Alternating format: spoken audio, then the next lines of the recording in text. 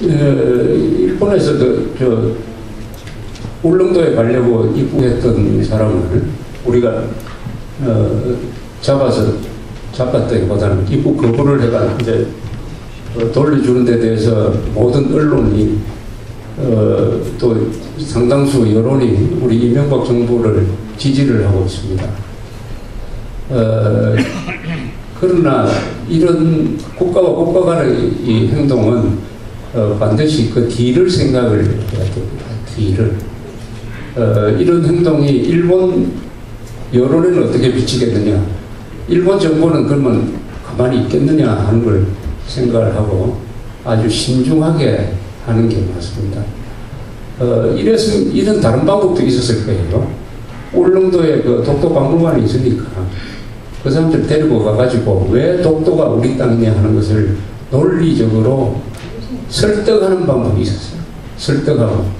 그 사람이 와서 뭐 울릉도에 가든지 독도에 헤엄쳐서 가든지 독도가 일본 땅이 될 리는 하나도 없으니까 우리가 독도를 가진 입장에서 느긋하게 대범하게 외교적으로 그리고 민주주의적으로 하는 방법이 있었다고 생각합니다.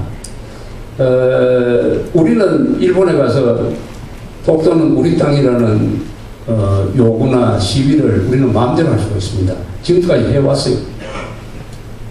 그런데 이 경우에 우리가 막는다. 그러면은 다음에 우리가 일본에 가서 그런 행동을 못하게 할 겁니다. 일본에서. 그리고 우리는 이런 행동을 일관성 있게 하려면은 중국에 대해서도 똑같이 이렇게 해야 됩니다.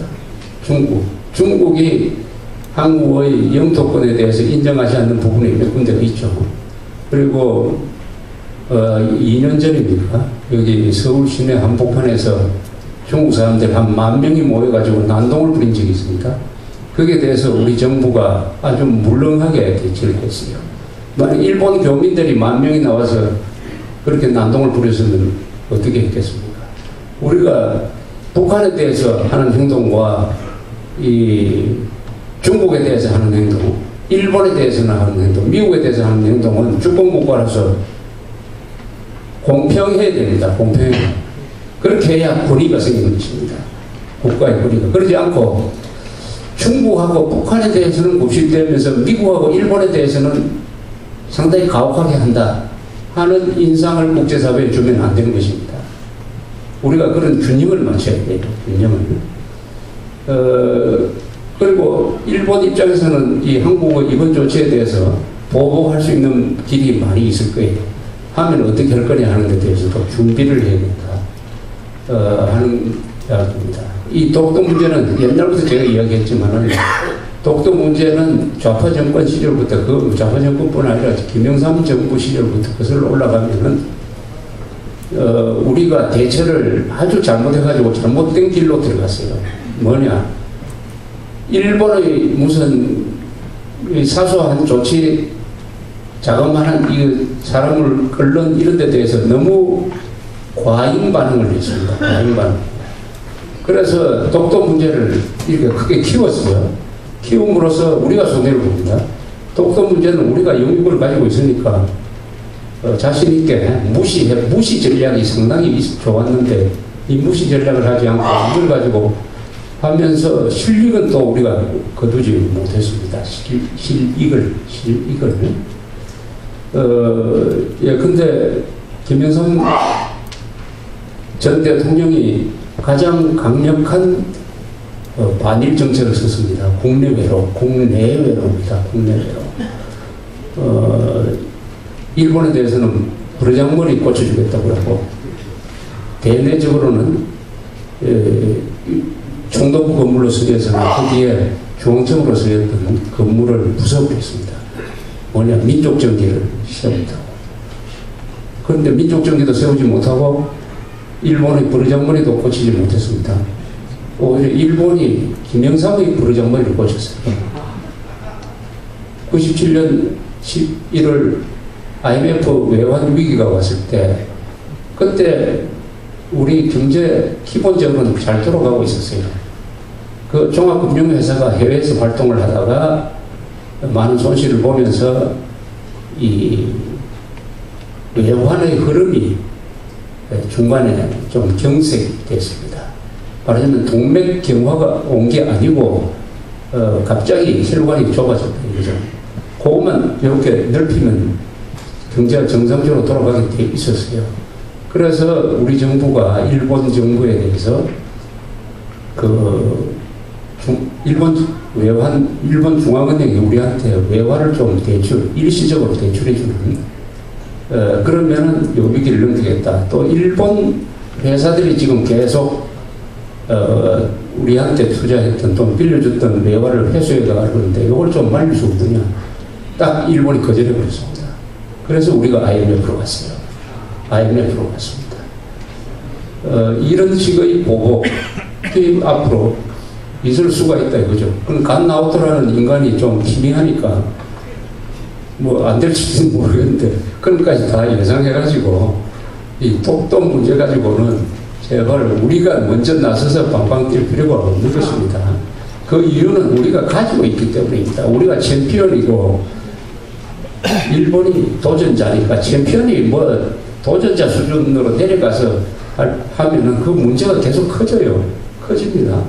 아니 어떤 미친놈이 지금 곧 시집갈 처녀가 있는 집 앞에 와가지고 처녀가 아니라고 고함을 지르면 어떻게 해야 됩니까? 어떻게 됩니까? 그걸 가지고 또 우리가 확성기를 아니다 우리 딸이 처녀가 맞다라고 해야 됩니까? 이게 싸우는 방법이 졸렬하면 안 됩니다. 좌익을 우리가 좌익하고 싸울 때 우리가 고민하는 게 그거지 않습니까? 우리가 좌익 수준으로 내려와서 싸우면 안 되는 거예요. 아까 우리 조영환 대표가 아주 멋있는 이야기를 했습니다. 민노당 정교조 참여연대 이런 자들을 대할 때도 연민의 정으로 대하라. 불쌍한 인간이다. 불쌍한 인간이다라는 생각을 가지고 비판을 하고 욕을 하라는 그 이야기가 아주 멋진 이야기 아닙니까?